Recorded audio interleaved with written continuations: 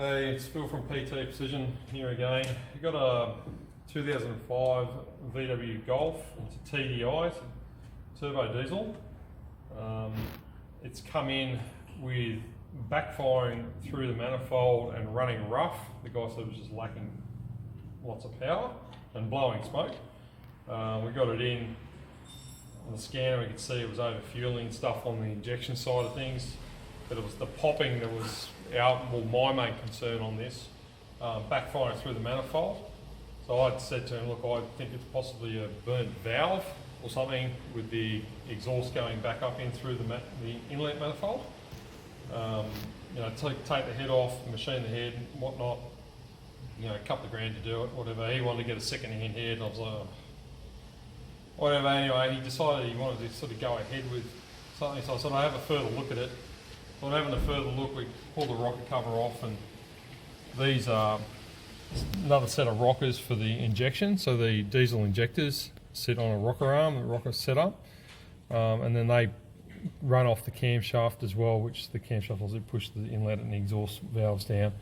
So once we had these off, set, we found that it was number 4 that was actually the problem on this car on the scanner. Live data cam lobes are worn off.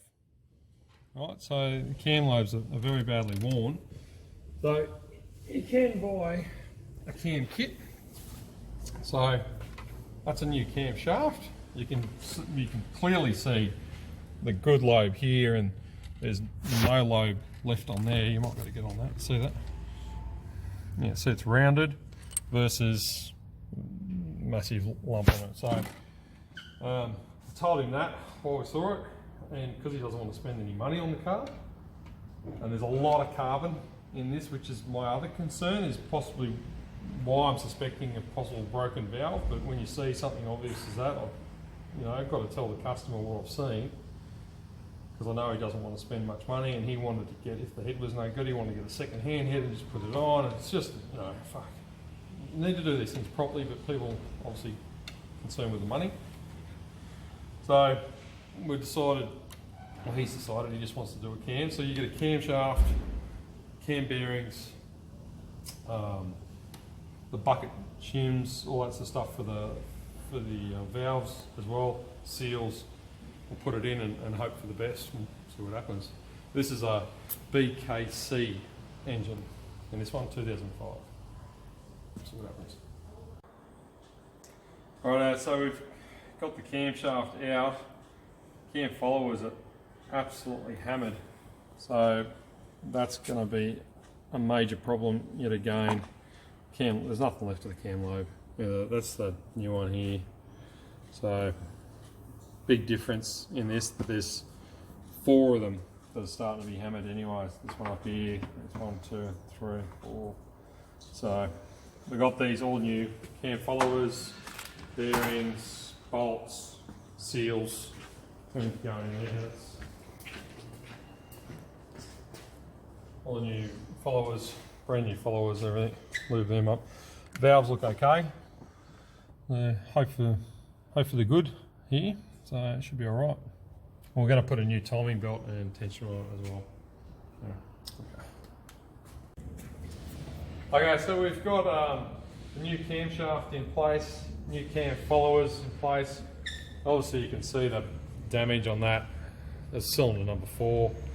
Cam lobe's gone basically, so it should sort of similar look like that. They're better on the new ones.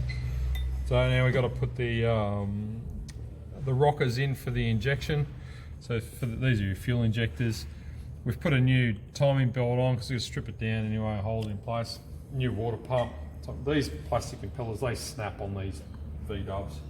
Euro cars have them. They break and cause overheating. This one's okay. Comes in the kit. We'll adjust these rockers up for the injection and then put the lid on and we'll fire it up. Unfortunately, we didn't video this before. We stripped it down because we actually thought we were going to be removing the cylinder head. But anyway, it should dry. It was backfire, exploding back through the manifold. We've got another one there, another transporter. Got the same issue, but not exploding back through the inlet manifold. It's a bit of a worry, but Anyway, that one's next.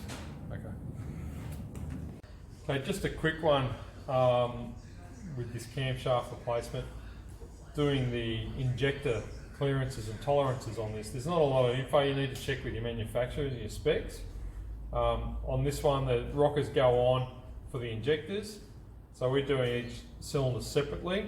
So what you do is you crank with dial gauge setup. We just put a piece of steel across the top of the head here so we can lock the dial gauge magnet on. So what we do is set the dial gauge on, we spin the motor over, we wait until the rocker is completely depressed down on the injector. Once it's bottomed out and starts to return up, we stop it.